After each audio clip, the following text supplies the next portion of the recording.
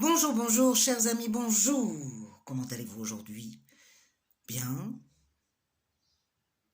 Eh bien, pour ma part, je suis heureuse, vous voyez, heureuse d'être toujours consciente, après 31 jours, 31 vidéos, et plus de 31 jours de confinement, bien sûr, euh, d'être consciente d'avoir toujours deux yeux, deux oreilles, deux bras, deux jambes, enfin, et deux personnalités. Non, je blague, je sais que vous me captez. Mais sinon, j'aurais un dédoublement de la personnalité quand même. Quoique avec la grenouille, non, ça ne compte pas. Non, heureusement pour moi, non. D'ailleurs, au passage, vous avez remarqué comme c'est étrange, comme tout est plus ou moins double en nous, ou paritaire. Même notre façon de penser, oui. Entre ne serait-ce que la conscience et notre libre arbitre. Contrairement à d'autres espèces comme les fourmis, les abeilles, qui sont stables et résilientes, qui ont les informations nécessaires pour les faire vivre codées dans leur génome, et qui constituent une conscience générale unique, et qui travaillent et vivent pour le bien de tous, mais surtout pas pour le bien de soi, nous avons la possibilité de nous en extraire, de vivre pour soi, mais aussi de se perdre. Nous avons le choix.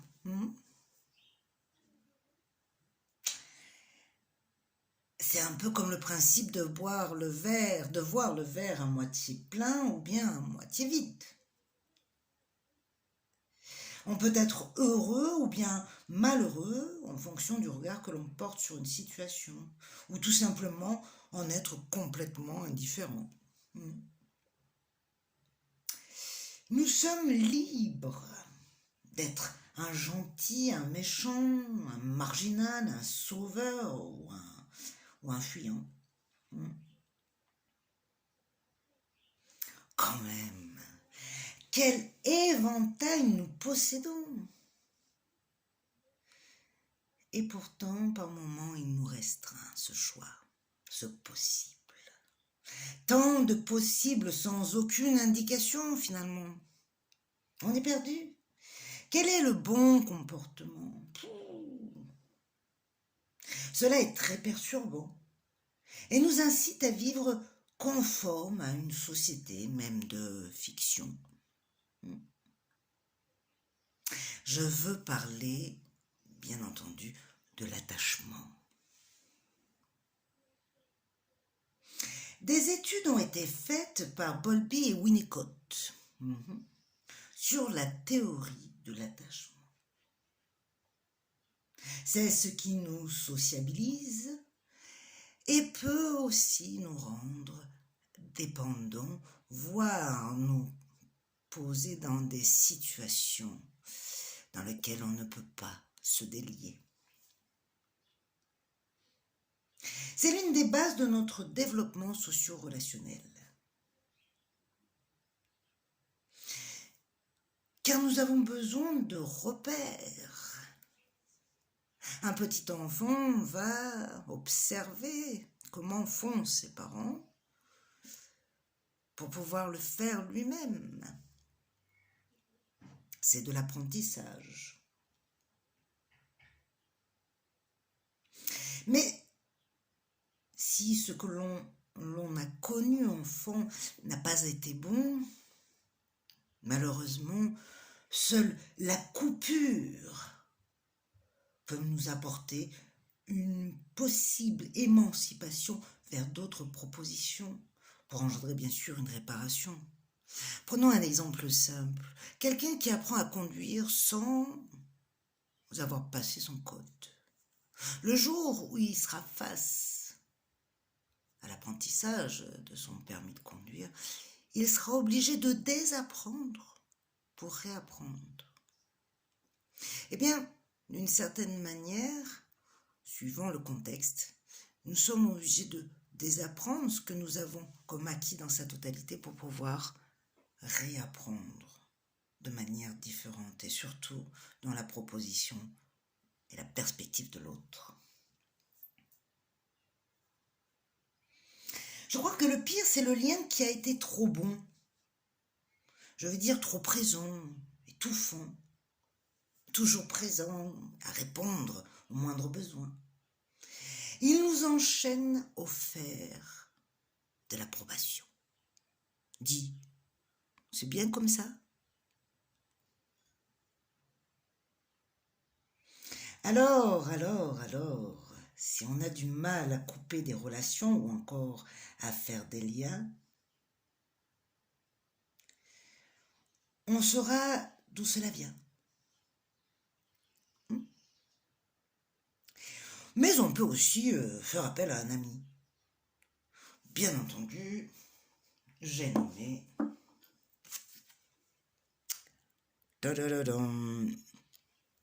la carte du jour, le 2 d'épée. Vous savez, c'est la carte de prédilection des coiffeurs. Non, je blague. Je dis ça parce que si on regarde bien, on a l'impression de voir des ciseaux. Donc forcément, cette carte traite de la notion de choix et la difficulté à prendre des décisions.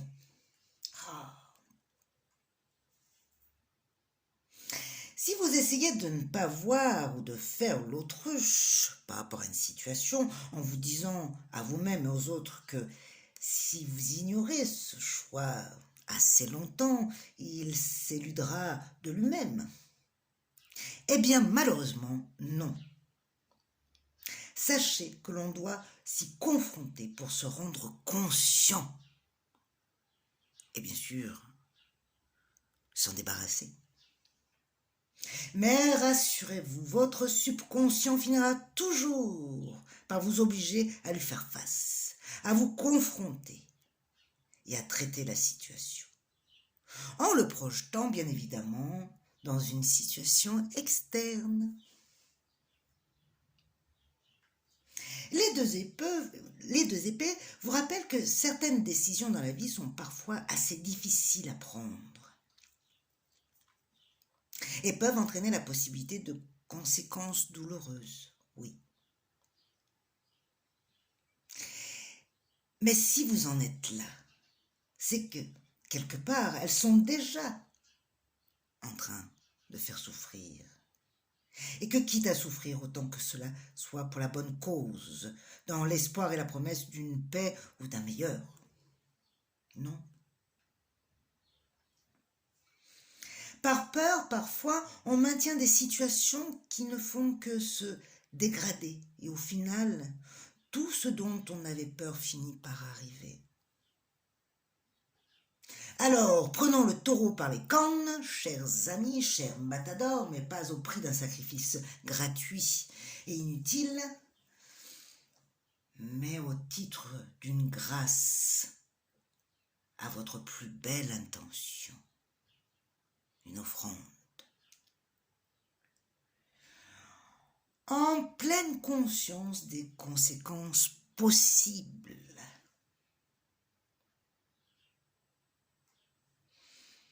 Cette carte indique aussi qu'il vous manque une information pour prendre les bonnes décisions et donc vous incite à réfléchir à tous les tenants et les aboutissants. Pour pouvoir avoir une chance de couper définitivement avec une situation, il faut comprendre d'où vient cette part en moi qui l'attire. Une fois que vous serez sûr et en mesure d'ouvrir les yeux et de voir la situation telle qu'elle est vraiment, alors vous serez dans une meilleure position pour déterminer le chemin à suivre. Mais pour élargir l'éventail des possibilités, il faut aller en quête, consulter les opinions et les commentaires externes et vous demander ce qu'il vous manque ici. Pourquoi cette situation est-elle si difficile cette décision est-elle si difficile à prendre? Quelle information supplémentaire ai-je besoin pour comprendre? Et l'autre, le lien à l'autre, neutre bien sûr et positif, peut m'amener à m'éclairer sur ces questions. Étant donné que les 2 d'épée est une carte qui représente 2 épées mais complètement en équilibre, elle reflète le besoin d'un équilibre dans notre vie intellectuelle, de connecter nos 2 antennes, de connaître les 2 vérités afin de prendre une décision juste. La méthode est saine. Faire une pause dans notre façon habituelle de penser pour commencer à sous-peser d'autres idées et d'autres points de vue alternatifs. C'est la garantie d'une ouverture, de devenir plus diplomate, d'estimer les avantages et les inconvénients des 2 options qui s'offrent à nous et de considérer qu'il peut effectivement y avoir une 3e façon de contourner le problème ou de le solutionner. Soit en laissant les choses telles qu'elles sont, soit en les améliorant ou les changeant ou les transformant. C'est le compromis interne. Le lien n'est plus une obligation, mais une proposition, et l'attache un ornement, découpé avec précision. C'est du sur-mesure. Alors mesurons. Et pour cela, méditons avec notre petit travail d'introspection. Bien entendu, installez-vous confortablement et respirez profondément. Et j'aimerais que vous imaginiez que vous évoluez dans un milieu qui n'est pas forcément le vôtre. C'est-à-dire, par exemple, celui des animaux ou celui des voitures. Vous imaginez ce que vous seriez. Admettons, un aigle, un chat, une Rolls, une charrette. Et pendant 1 minute, ce qui peut être long, laissez-vous porter par ce que vous pourriez faire.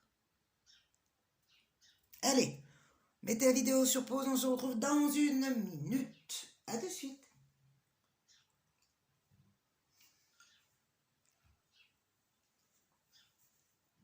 Très bien. Sympa de s'évader et d'être dans une posture différente.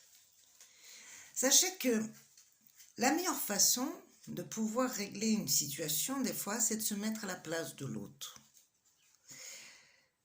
On en a la capacité au niveau de notre imaginaire, bien sûr avec un entendement limité, puisque ça sera forcément le fruit de notre propre impression, mais ça peut déjà nous aider beaucoup.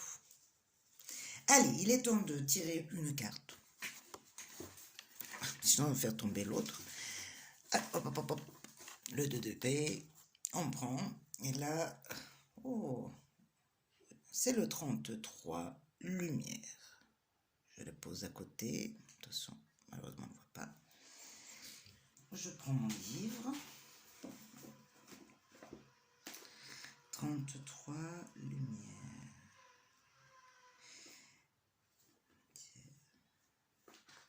Voilà. Oh, la sensualité. Lorsque je mets mon corps au repos, ma conscience y élit sa demeure. Je me sens rajeuni, ragardi, relié à mes sens. Je capte au lieu de laisser mon esprit réfléchir, savoir à ma place. Au repos, je sors mes antennes. Je sors mes antennes pour saisir le subtil de la nature. Je m'éveille alors à l'autre. L'amour sensuel prend alors sa place et gagne tout mon être en pénétrant tous mes pores. Je me sens uni à tout, partie intégrante du grand tout. Eh bien, eh bien, eh bien. À chaque fois, c'est un cadeau. Alors, votre travail du jour, toujours, consistera à développer sur ce thème, bien sûr. Je compte sur votre fertilité créative.